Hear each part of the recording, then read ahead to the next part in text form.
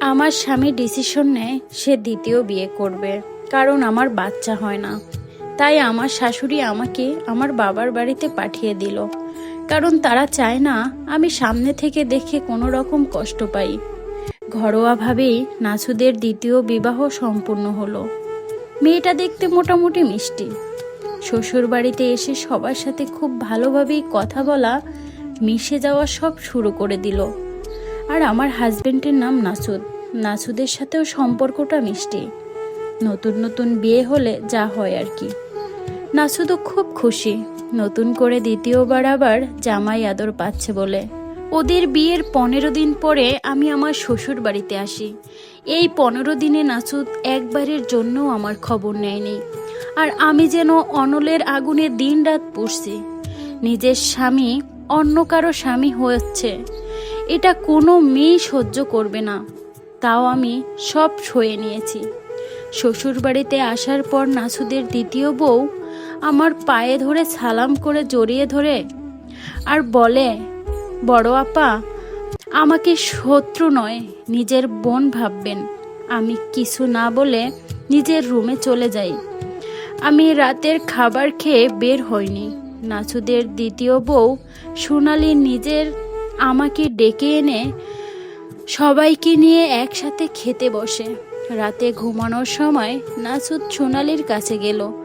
সোনালি বলে, আজ 15 দিন তো আমার সাথে ঘুমান, এবার বড় আপার কাছে যান, ওনার সাথে ঘুমান। সত্যি বলতে সোনালির মনে হিংসা বা ছলনা নেই। সে সোজা সাপটা মানুষ। কিন্তু নাছুদ আমার কাছে এলে আমি নিজের রুমে আর জায়গা দেই না।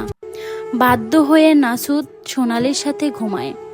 নাছুদ সোনালিকে জিজ্ঞাসা করে, তোমার পিরিয়ডের তারিখ কখন? তখন সোনালি বলে, আর নাছুদ দিন গুনতে থাকে।